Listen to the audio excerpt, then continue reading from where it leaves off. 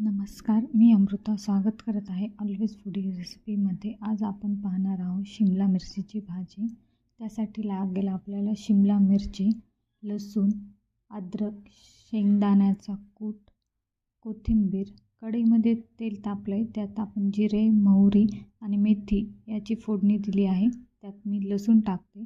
तो पण छान सोनेरी रंगावर आला की त्यामध्ये थोडासा अद्रक टाकणार आहे आणि शिमला मिरची आपण ही कट करून घेतलेली आहे. त्यात मी आता कोथिंबीर टाकलेली आहे.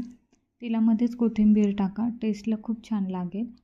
शिमला मिरची कट केली आपण ॲड करणार आहोत. चॅनलवर नवीन असाल तर सबस्क्राईब करायला, लाईक, शेअर करायला विसरू नका. सोबतच बेल आयकॉन प्रेस करा.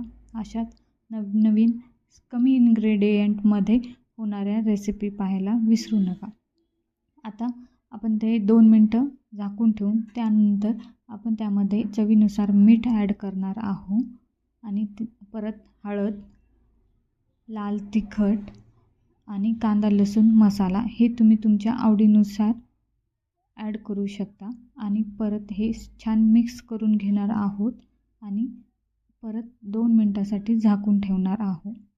कांदा, टोमॅटो तुम्ही ॲड करू शकतात, पण अशीसुद्धा खूप छान लागते रेसिपी ही. तुम्ही ट्राय नक्की करून बघा. आणि त्यानंतर आपण 2 मिनटं झाकून ठेवणार आहोत. झाकून ठेवल्यानंतर आपण त्यामध्ये परत ॲड करणार आहोत शेंगदाण्याचा कूट. शेंगदाणे हे भाजून घेतलेले आणि त्याचा मिक्सरमध्ये बारीक फिरवून घेतलेले आहे मी. आणि आता आपण ते ॲड करणार आहोत आणि त्यानंतर आपण त्यामध्ये ॲड करणार आहोत पाणी हे नॉर्मल रूम टेम्परेचरचंच ॲड करायचं आहे, जास्त नाही ॲड करायचं थोडं, कारण मिरचीला शिजायला जास्त पाणी लागत नाही. त्यामुळे नक्की ट्राय करून बघा ही रेसिपी आणि चॅनलला सबस्क्राईब करायला विसरू नका. अशाच हेल्दी आणि नवनवीन रेसिपी पाहण्यासाठी.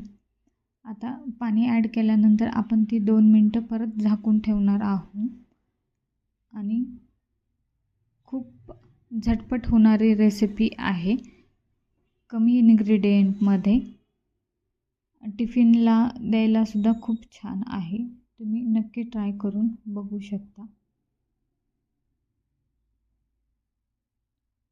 पहा तुम्ही किती छान दिसत आहे.